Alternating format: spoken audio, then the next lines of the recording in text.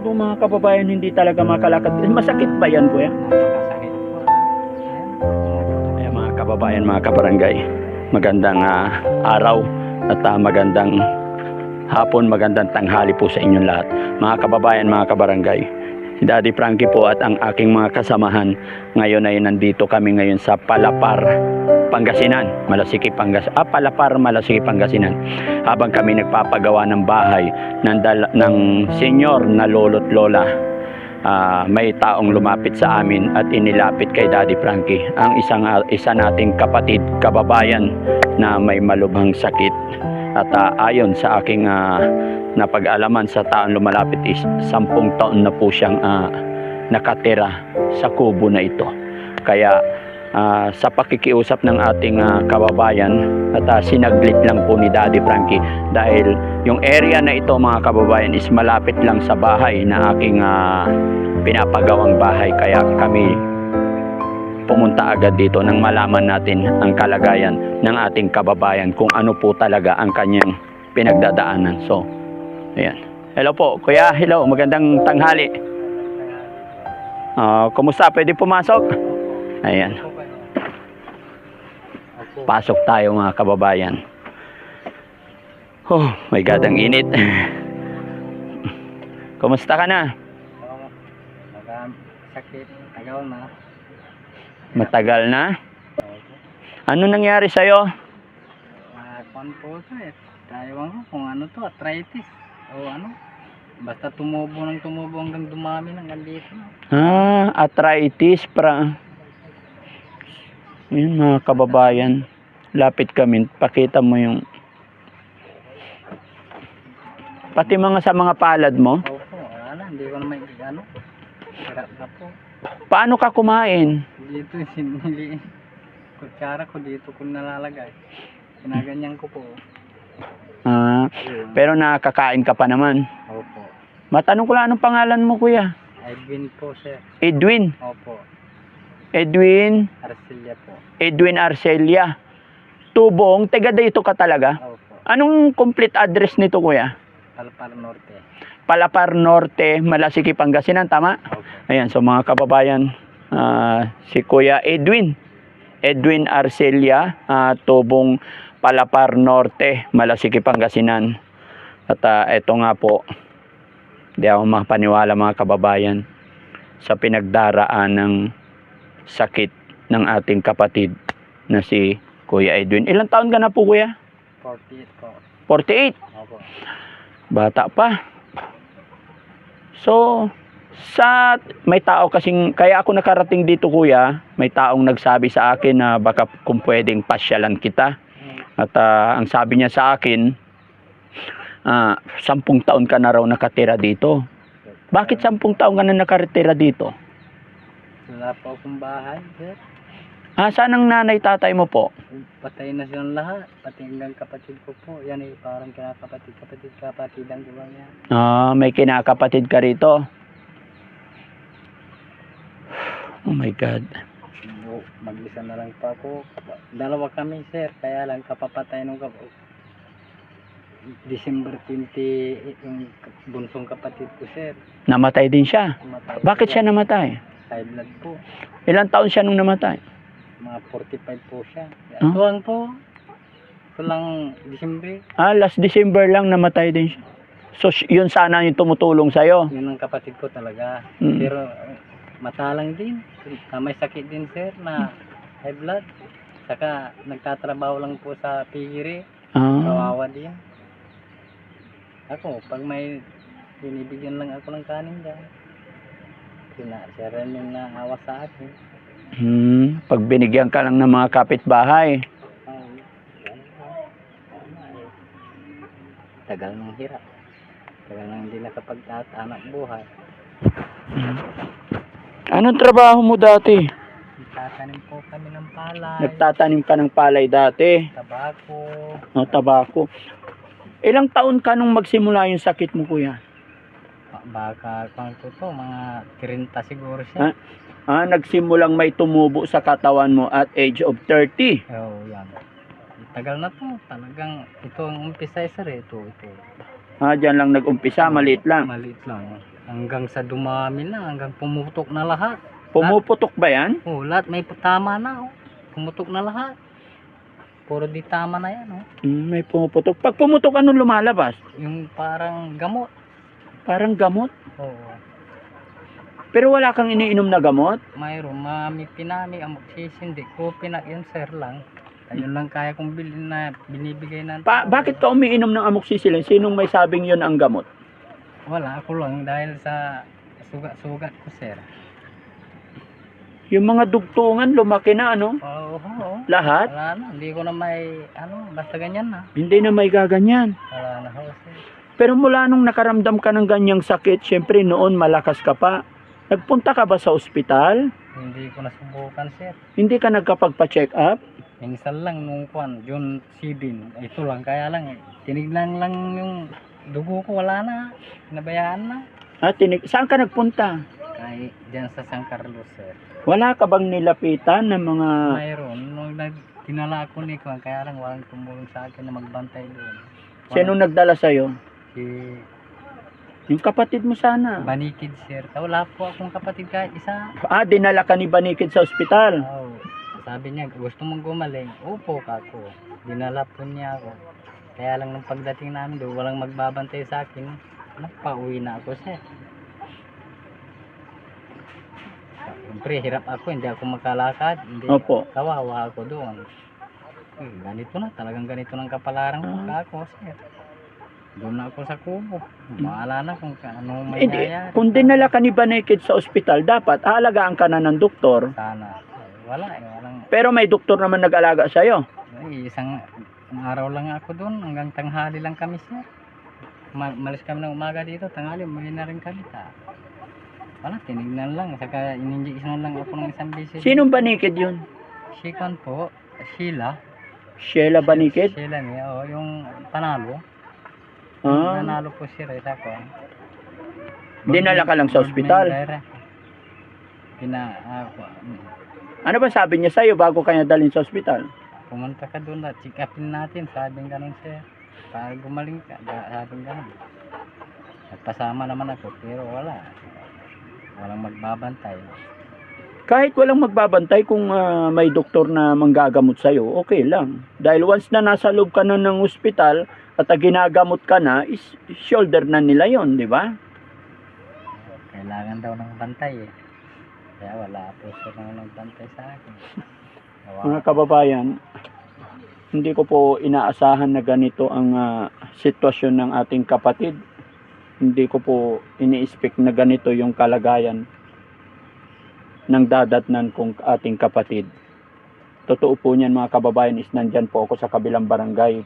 Sabi ko nga po, may pinapagawan akong bahay. At lumapit lang po ang ating isang senior citizen na kung pwede raw dalawin ko tong ating kapatid. Pero ako'y nagulat, halos madurog ang puso ni Daddy Frankie. Dahil sa kanyang kalagayan na ayon kay Kuya is 10 taon niya na itong iniinda. At kaya wag ka sanang mawala ng pag-asa, no? Pero ayon sa kanya is tinatanggap na niya yung kanyang kapalaran. Pero sana, no? Sana mga kababayan, dahil napakabata pa ng ating kapatid, sana may makatulong. Sana tulong-tulong tayo, matulungan si Kuya. Alam ko po kahit si Daddy Frankie sa ngayon po inaabot din ako kasi nagpapagawa po ako ng bahay. Pero sana magawa natin ang paraan mga kababayan. I-share po natin tong video na ito at maglalagay din po ako ng GCash number sa description mga kababayan nang makalikom tayo kahit konti. Papiso-piso lang mga kababayan. Pag nagsama-sama po iyan isa makatulong kay Kuya. Ano?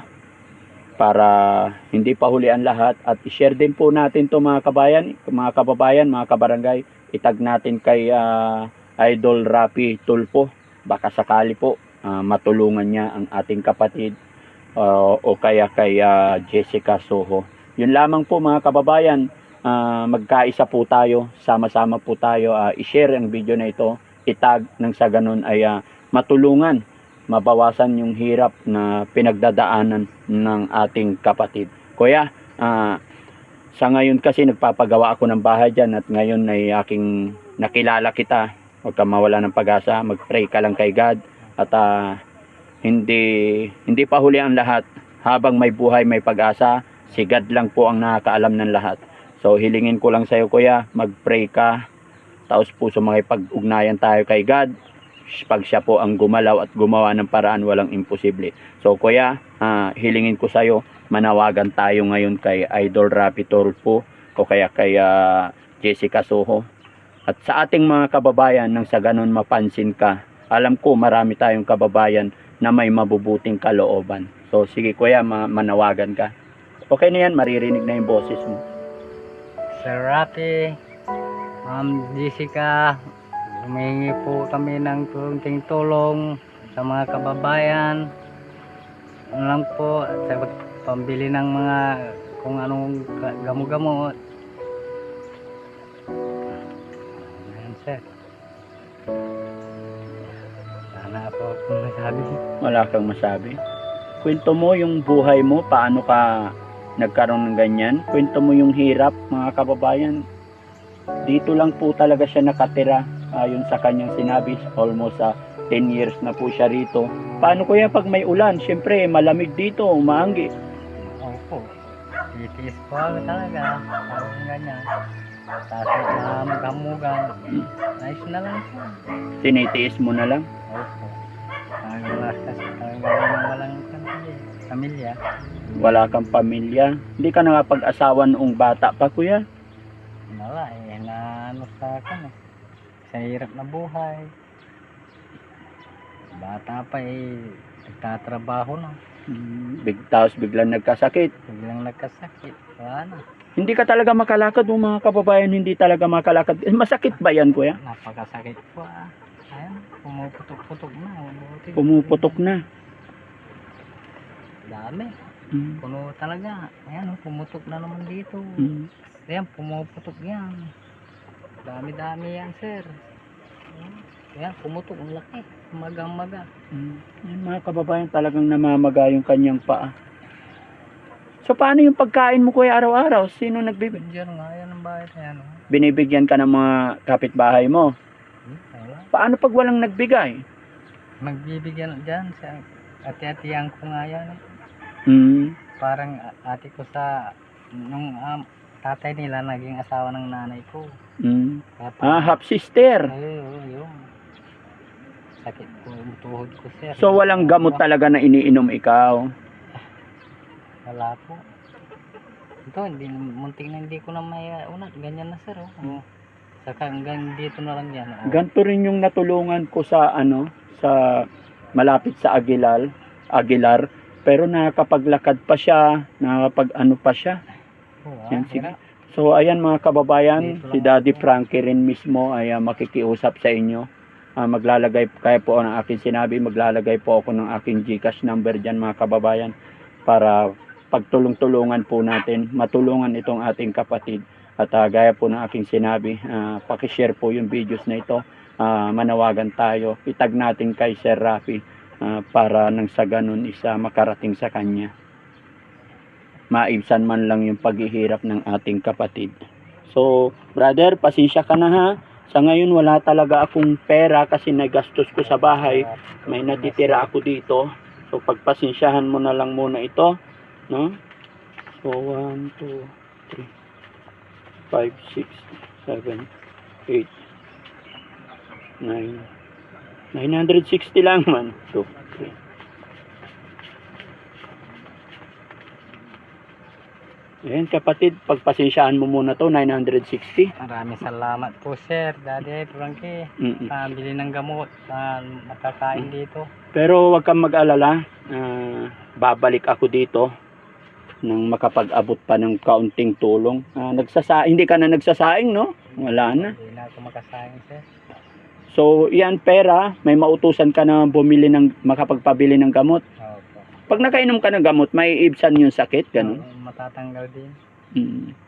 Ano yun, mag-take ka ng gamot sa loob na isang araw, hindi mo maramdaman yung sakit. Opo. Inuman ko ng 2 piraso lang, tatanggal din. Maghapon na yon. Gapon na, bukas ulit, gano'n. Minsan, Puro sa paa lang naman tsaka braso. Oo, hanggang dito lang po. Sir. Dyan lang. Kung minsan dadamayin po, siyempre masakit din dito. Pero wala dito. Walang bukol dyan sa katawan. Wala dito. Hanggang dito lang. Mula singit pababa, tapos dito sa Kamay. siko. Hanggang dito. Lahat yan, bukol na yan. Dami Ngayon, hindi natin alam mga kababayan kung ano. At ang alam ko dyan ay sigad lang po ang nakakaalam. So mga kababayan, sana po matulungan nyo ako sa pag-share po ng ating video ay makarating sa mga taong may mabubuting kalooban. At maghihiling din po ako kahit pa 2 o pa 5 piso po. Pag nagsama-sama po yan na nangangako si Daddy Frankie na ibibigay ko rin agad kay Kuya. Sige Kuya, isang panawagan pa Kuya para bigay sila ng kahit kaunting tulong sa'yo, pambili mo ng gamot. Sabihin mo yung nararamdaman mo. Mga kababayan ko, hingi po kami ng konting tulong, pambili po lang ng kahit konting gamot, makatulong sa aking kalagayan lang po. Mga kababayan, si Kuya isa talagang hindi siya makapagsabi talaga ng kung ano man. Basta ang kahilingan lang niya isa makabili ng gamot para maibsan yung kanyang sakit na nararamdaman. Ayan, so mga kababayan, maraming salamat. At salamat din sa iyo, brother. Salamat Mag-pray po, lang Sir tayo. Daddy Frankie. Oo. Huwag tayo mawala ng pag-asa ha. Babalik ako dito. Ayan, kasi nandyan lang kami talaga at sinabi lang ng tao lumapit sa akin na puntahan ka dito. So, thank you mga kababayan. Ang inyong lingkod po, si Daddy Frankie po, anak ng Pangasinan, from Pangasinan. Sama-sama po tayo mga kababayan, magkaisa, i-share ang videos na ito nang sa ganun matulungan natin ang ating kapatid na nasa hirap na kalagayan. Salamat po. Bye-bye. God bless po.